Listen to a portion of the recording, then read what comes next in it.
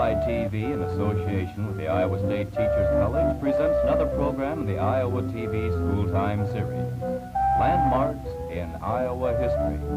Today, instructors Herb Hake and Irving Hart are visiting the site of the Spirit Lake Massacre, so we take you now to the Iowa Great Lakes and Herb Hake.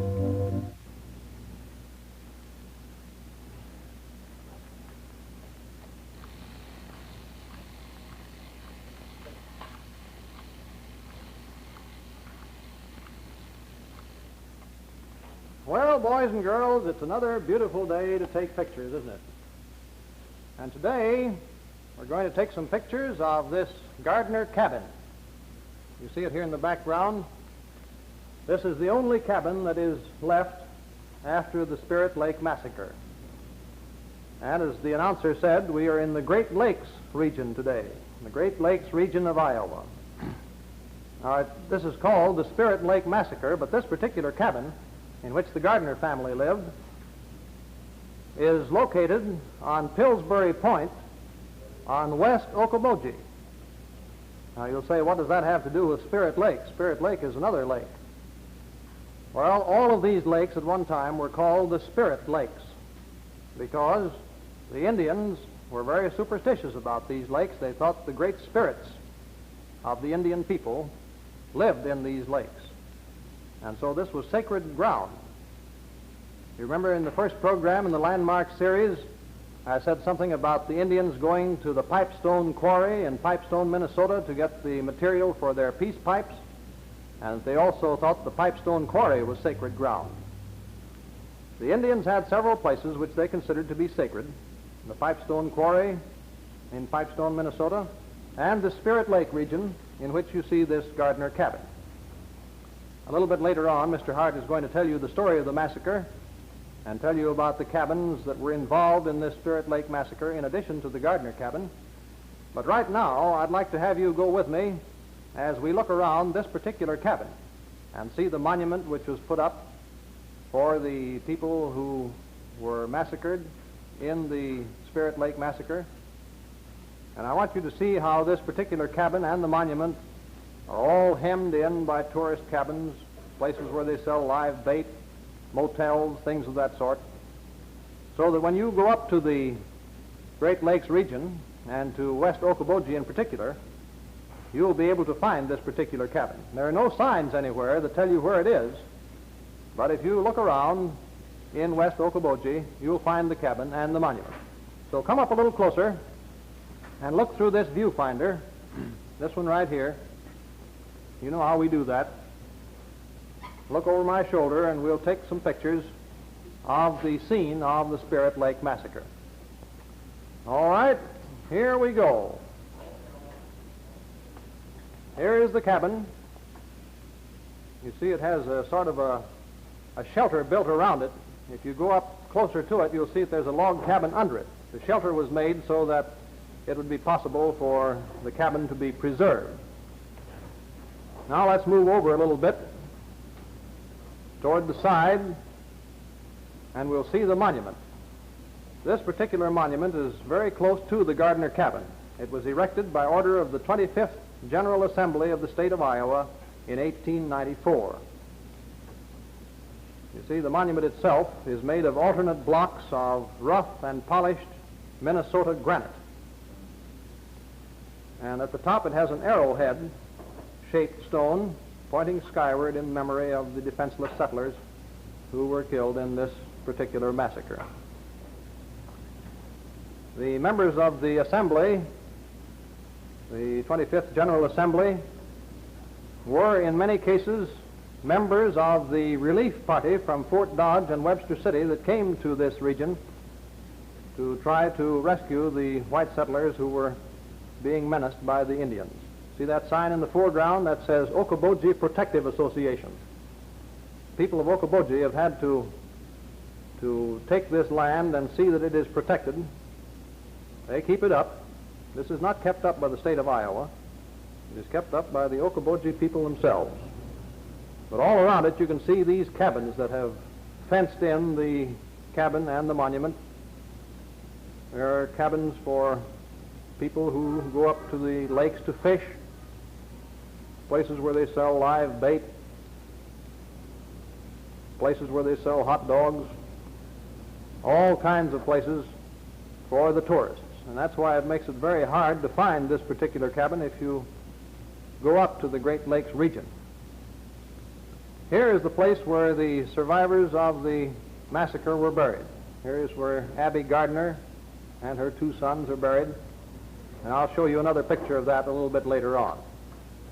Well, that gives you some kind of an idea about the scene of the Spirit Lake Massacre. Now, as I say, there's quite a story about this Spirit Lake Massacre, and I'd like to have Mr. Hart tell you that story, because he's a much better historian than I am. And for the purposes of telling the story, we'll get out this easel again. We used this last week, you remember, and somebody said, how's it happen that you carry an easel around with you in the station wagon? Well, of course, boys and girls, you know why easels are used, don't you? Easels are used by people who want to make sketches. And many times when I go out to these landmarks areas, I like to make sketches of the places that I see, and I keep this easel in the back of the station wagon so that we can make sketches as we go along. But this morning we're going to use it for maps. So here you are, Mr. Hart. Will you tell the boys and girls now the story of the Spirit Lake Massacre? Last week we were at Amana down here on the Iowa River, and this week we're going to make a long journey in time and in space. We're going to go clear across the state to the northwest here to the very Minnesota border where these Spirit Lakes, or as we call them now, Spirit Lake and East and West Okoboji, are located. Here the Gardner family located in 1856. The father and mother, a grown daughter and her husband and little boy, and a daughter, Abby, 14 years old, and a younger boy of the family. They came out here in the summer of 1856 and located a claim on, as Mr. Hake has told us, on the shores of West Okoboji, down here on the south, the very south side. It was rather late in the summer, but they had time, Mr. Gardner and his son-in-law, Luce, to build a log cabin, the one you see in the background here. And before winter came, they had 4 walls and a good big fireplace, plenty of fuel, and enough food to carry them through the winter, although there was no surplus of that.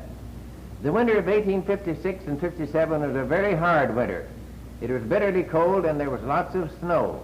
But these settlers in the Gardner cabin and other cabins around the lake lived with fair degree of comfort. But that was not true of the Indians. The Sioux Indians who lived up here in northwest Iowa and over in the borders of Minnesota and Dakota suffered terribly during that winter. They came to be very hungry Indians, and somebody has said that hungry Indians are likely to be bad Indians.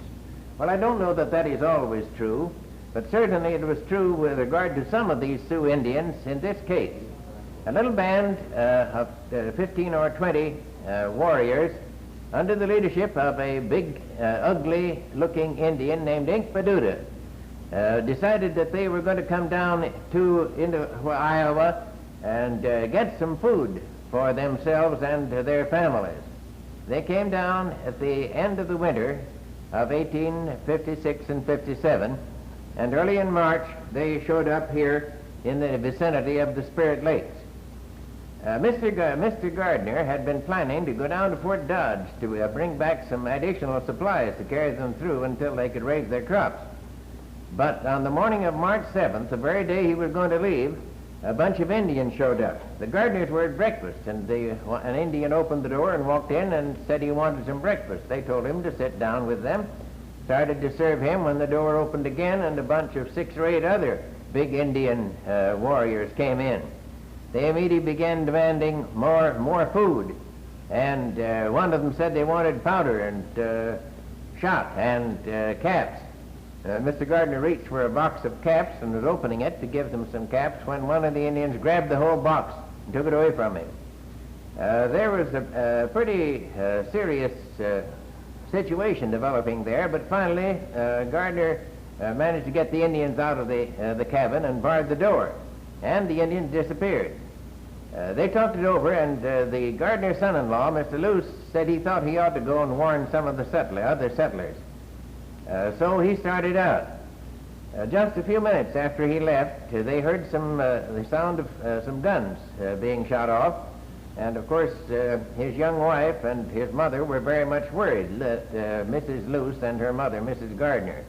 But Mr. Gardner said he didn't think that anything serious could have happened, and they waited there during the day. Of course, Mr. Gardner gave up his plans of going to Fort Dodge. Toward evening, the Indians came back, pushed their way into the cabin, and again demanded food. As Mr. Gardner turned to go to the flour barrel to scrape the very bottom of the flour barrel and share what little they had with them, one of the Indians raised his musket and shot him dead. And there began just a ruthless massacre. Mrs. Gardner and Mrs. Luce were dragged out from the cabin, were killed and scalped. The two little boys, the little Luce child and the little Gardner boy, were both killed. And Abby, the 14-year-old daughter, alone was saved. She was taken captive and dragged with the Indians to their camp. In the meantime, the same kind of thing had been happening over here at the Maddox and the Thatcher cabins, and up here at the Granger cabin. And when the night came of this first day of this terrible massacre, 20 people, men, women, and children, had been killed. And Abby Gardner, this 14-year-old girl, and three other women who had been captured, a Mrs. Thatcher, a Mrs. Marble, and a Mrs. Noble. All these four women sat there bound in the Indian teepees and heard the sound of the terrible scalp dance outside. Mr. Hart, how long were these women in captivity? How long were they held by the Indians? They were captured on the 7th of March, and they were two of the women, Mrs. Noble and Mrs. Thatcher, were killed on the march with the Indians back up to their homes in South Dakota, what is now South Dakota. Mrs. Marble was ransomed in early June, and Abby Gardner later in June, and was allowed eventually to return to her friends here in Iowa. All right, now, boys and girls, you may think that Abby Gardner, when she was ransomed and came back to Iowa, immediately went back to this particular cabin where the massacre occurred. This cabin, the Gardner cabin, was not burned. Many of the other cabins were burned to the ground, but this one was not. Well, you say, why didn't she go back to that cabin? Because in the meantime, some other people had taken over the cabin and had thought to themselves, well, here's a ready-made cabin for us to live in, we'll just take over. So when Abby Gardner came back to the cabin, she found it occupied by other people who said that they were living there now and that Abby couldn't have her cabin back. So for a while, Abby Gardner lived with friends in Hampton, Iowa. And it was here in 1857 that she met a man named Sharp, whom she married. So for a while, the Sharp family, and they had 2 boys, lived elsewhere in Iowa until in 1891, Abby Gardner Sharp was able to buy the old homestead again. She had written in the meantime a book about this Spirit Lake Massacre, and the profits that she made from the sale of that book enabled her to buy the old homestead back again. So from 1891 until 1921, when she died, she lived in this original home of the Gardners. And there are many people in Iowa today who remember meeting Abby Gardner Sharp in the cabin and listening to her tell the story of the massacre and showing the souvenirs of her captivity. And when I was up there this summer, I took some pictures of the inside of the Gardner cabin, and I thought perhaps you'd like to see those. Here they are. This is one wall of the inside of the Gardner cabin. Here you see a fence post. Of course, that wasn't kept in the cabin originally, but this is one of the fence posts that was made by Abby Gardner's father. This was the kind used for rail fences. You see these holes in here? The rails would go through those particular holes, and they made a very good fence. Here are some snowshoes that were used up in that region so that the people could get around in the deep snows. Here is an oil painting, which is in pretty bad condition now.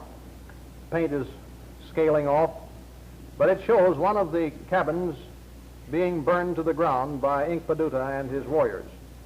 These teepees in the foreground here were the temporary homes of Inkpaduta and his men. Here's another inside view of the cabin. This glass case here contains many things that were used by Abby Gardner during the time that she lived in the cabin after she returned from captivity. This little case here contains some baby shoes that were found in front of the cabin after the massacre. And there are other things in here. Here's the family Bible, and there are things arranged on the shelves. Here's a thing that has Bible verses on it. The Gardner family was very religious, and these Bible verses were kept hanging on the wall to remind the members of the family of their religion. Here's another corner of the Gardner cabin showing many of the things that Abby Gardner brought back with her.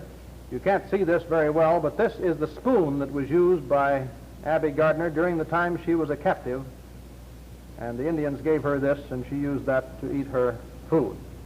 Here's a bowl.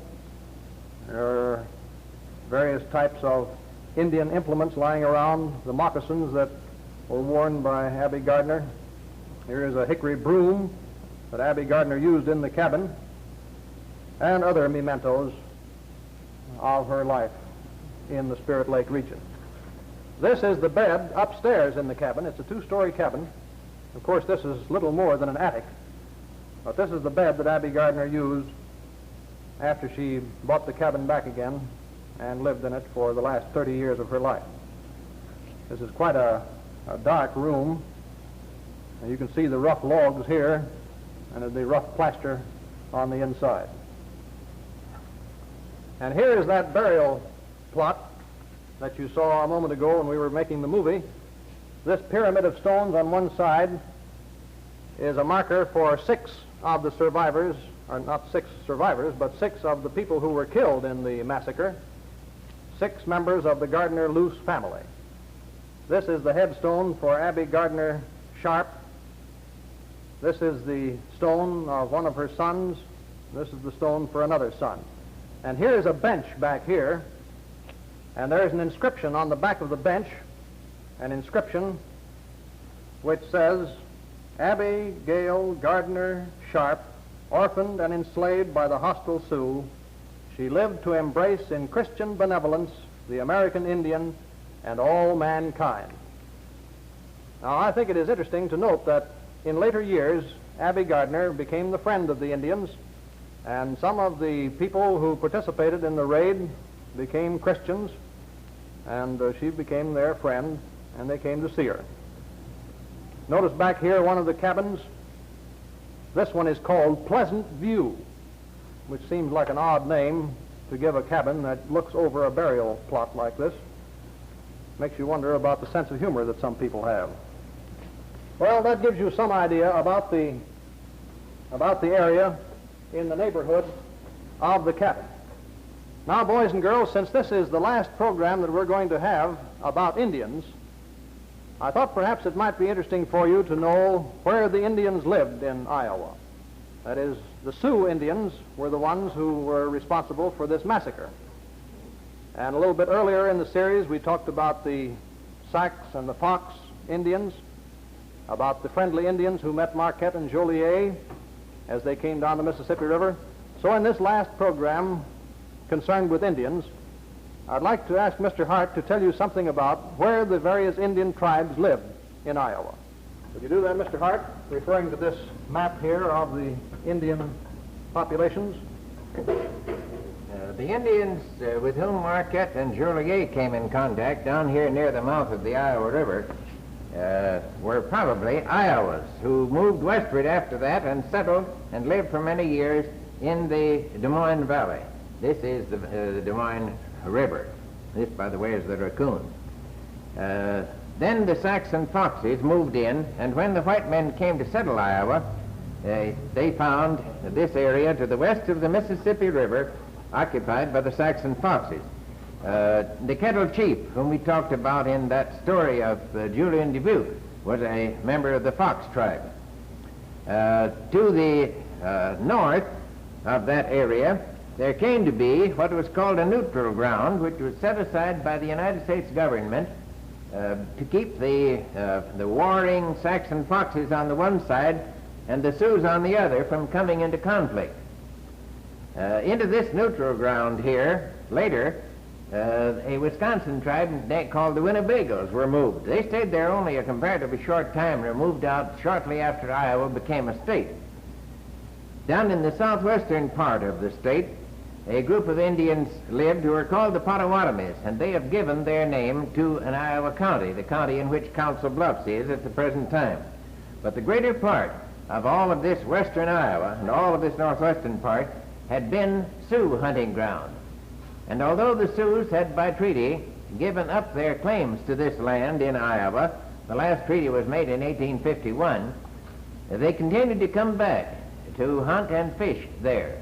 And it was a band of Sioux, as we have said, which came down into northwestern Iowa in 1857, the winter of 56 and 57, and perpetrated that terrible massacre at Spirit Lake. Well, there are some Indians still living in Iowa, aren't there, Mr. Hart?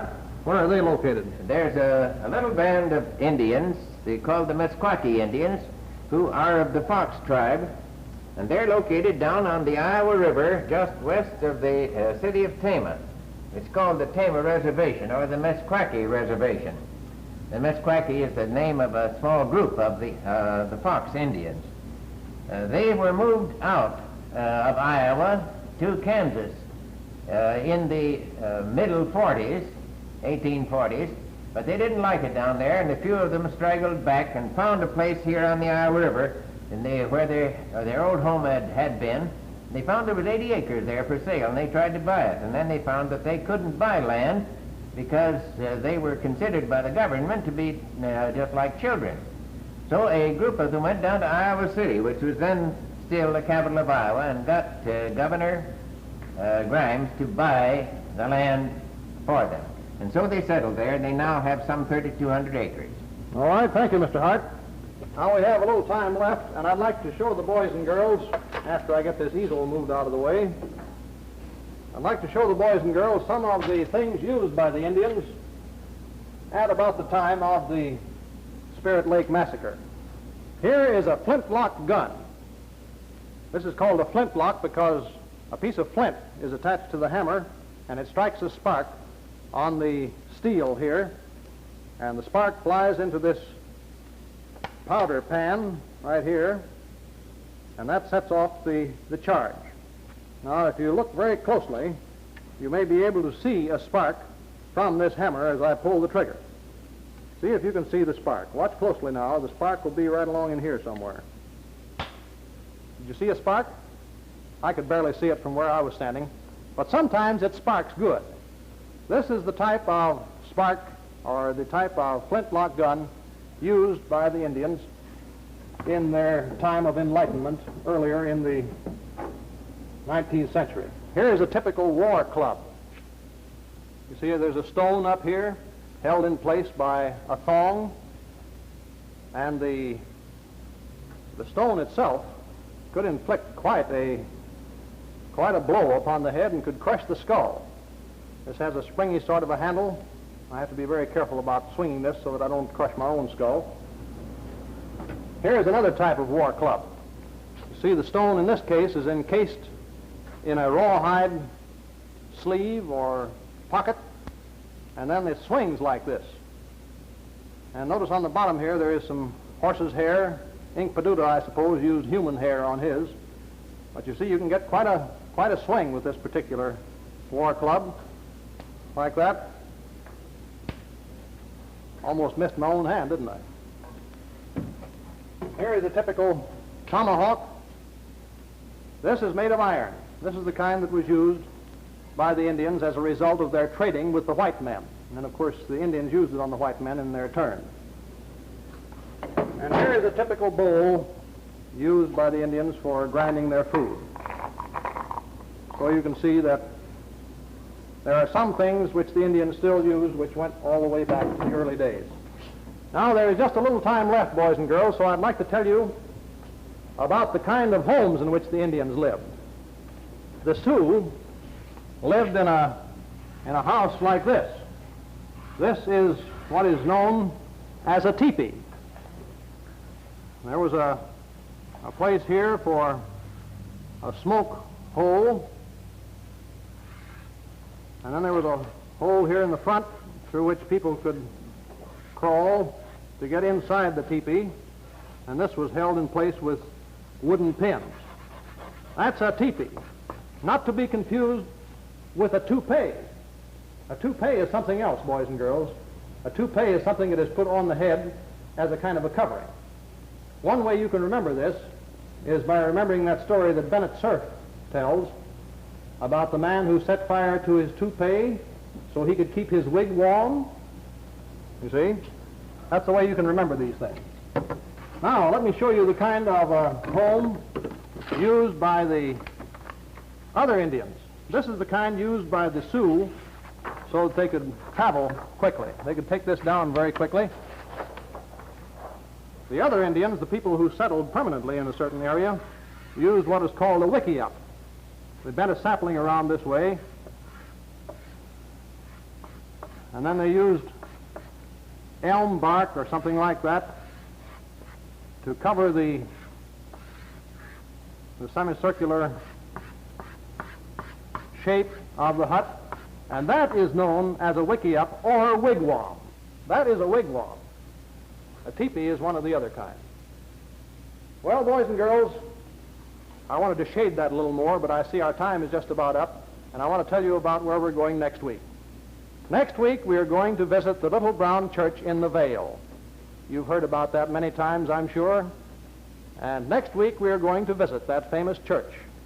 So I hope you'll all be back next week when Mr. Hart and I go to Nashua or to the old village of Bradford and see and visit and hear the old song which made the church famous. The Little Brown Church in the Vale next week. Until then, goodbye.